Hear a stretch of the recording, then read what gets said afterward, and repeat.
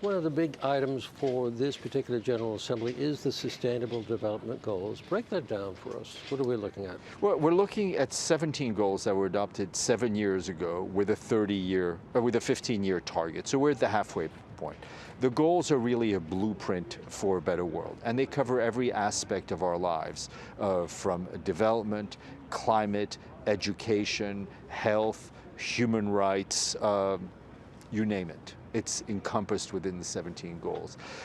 The challenge that we have now is at the halfway mark, we're not nearly where we want to be, and we've gone backwards on a number of goals because of the pandemic, because of COVID, which has not only pushed people back into poverty, back into hunger, but has also exposed the great fault lines.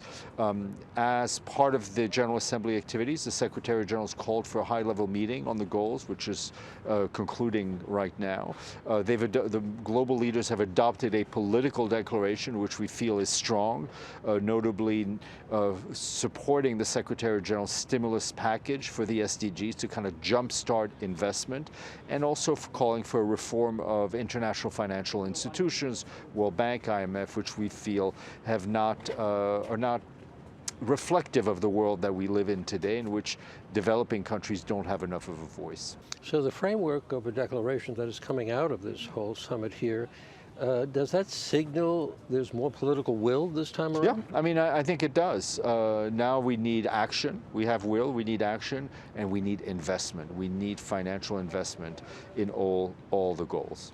I was about to ask you, how much money are we talking about? Well, I mean, it's hard to put a figure on it. I mean, the Secretary General has called for a $500 billion stimulus package, but this is something that should not just be left also to member states. The private sector and civil society needs to be involved, and I think we're very happy to see that many in the private sector have adopted the goals or parts of the goals within their sectors to be better global corporate citizens, because the role of the private sector over the last decades has grown exponentially. And so without the private sector on board, it's hard to think that we'll even achieve what we need to achieve.